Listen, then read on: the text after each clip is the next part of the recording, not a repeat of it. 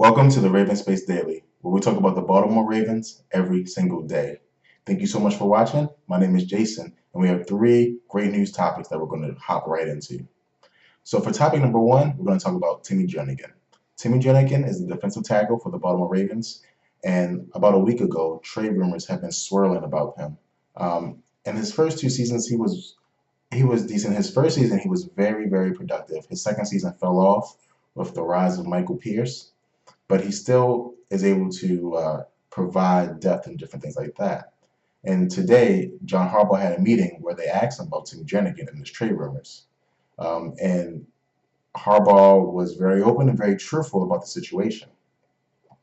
John Harbaugh said, quote, trade talks always go on. He also said, people are interested in Timmy Jernigan because I'm sure they feel like our defensive line situation, we have a lot of good players, young players that might be available, so people are going to ask about them.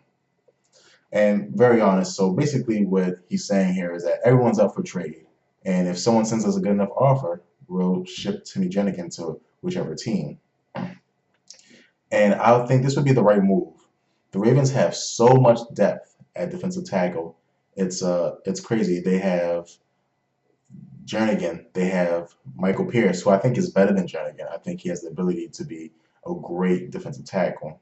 Of course, they have Brandon Williams, and I also think that they're going to spend a draft pick at a defensive tackle position this year.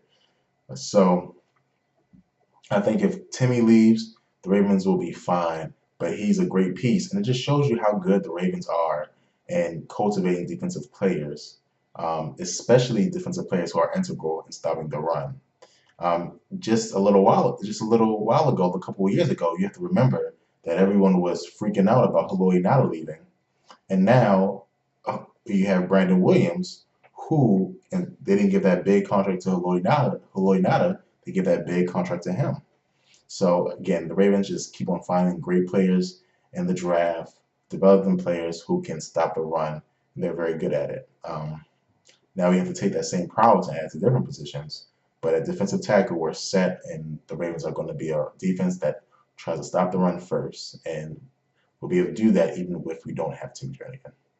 Again, please let me know what you think we should do with Timmy Jernigan in the comments. I think we should trade him. Again, he's a good player. He's a young player, but he's a player that is expendable right now with the Baltimore Ravens. The second news story of the day deals with the inside linebacker position. Specifically, who's going to play it. After Zachary Orr retired due to his medical condition, we're not really sure who's going to step up and be the inside linebacker. Well, again, when they were talking to John Harbaugh about this situation. He said he was very confident that Kamalei Correa can win the linebacker job next to C.J. Mosley. And what that means to me, just reading through the lines, is that Correa is going to win this. He's the front man to win this linebacker job. And he doesn't have a lot of competition right now on the roster. The only person who I can think has a chance is Albert McClellan. And I don't think McClellan's that good. He's a great special teams player, but when I saw him, play inside linebacker, I didn't think he was good. And about 2 years ago, before Zachary Orr starting at inside linebacker, I went to a preseason game with the Ravens, and I saw Zach Orr play, and I saw McClellan play, and it was instantly obvious to me that Zachary Orr was the better player. And I think the same thing with Correa. Now, it's going to take Correa some time because he had a couple of injuries last year.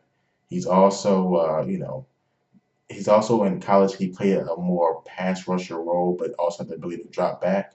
So we'll see how well he does, strictly inside linebacker.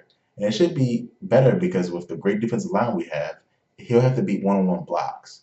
And also C.J. Mosley's great too, so he'll be able to have a man on a man, and if he can perform well, I would love to see him get the job because he's young, he's fast, and he's exciting. And you can never have too many playmakers on your defense, especially in the league today where it's a pass-heavy league.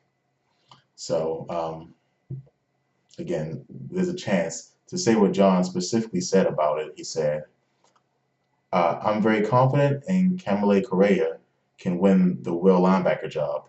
If someone else comes in and plays better than him and wins the job, then I'm happy because that guy's playing great. But I wouldn't rule out Kamalei Correa. So I think he has a great chance to win the job. If you think there's another linebacker on the roster that could win, let me know. But I think he's the front runner for this job. So, and then the last story of the day. Again, we keep it short so you have time to do other things. The last story of the day is that Dick Cass says the Ravens are done in free agency until after the NFL draft. And so this is pretty predictable, but it's nice to, hear it and know that there aren't going to be really any more signings happening. They don't like the players that are left, even though there's some good players left. Adrian Peterson's still out there, right? Adrian Peterson's a good player. The Ravens do need a backup, and you have players like Colin Kaepernick, who's out there, who I don't think the Ravens should get. He's too much of a distraction, but he's out there, right? So these are talented players that are still out there, but the Ravens don't like them for their scheme. So, and usually the Ravens aren't active in free agency until after the draft anyway. But for the last 2 years, they have been very active in free agency. Because you have to think, last year we signed Eric Weddle, Mike Wallace, and the tight end Benjamin. And now, this year, we got Danny Woodhead and Tony Jefferson and Brandon Carr. So it's just, all this movement is happening now for the Ravens because they know that this window is closing. So they're pushing to get another championship while they're in this window. But again, we're probably going to be done in free agency, so don't be expecting any free agent news coming until after the draft in the middle of April. So, again, those are the 3 news stories today. Please let me know how you feel in the comments below about all of them. If there's anything I missed, let me know in the comments because I answer all the comments I can. Usually I do pretty good answering every single one, but for some reason, if anything pops up, I won't be able to. I'll get to it the next day or, different things like that.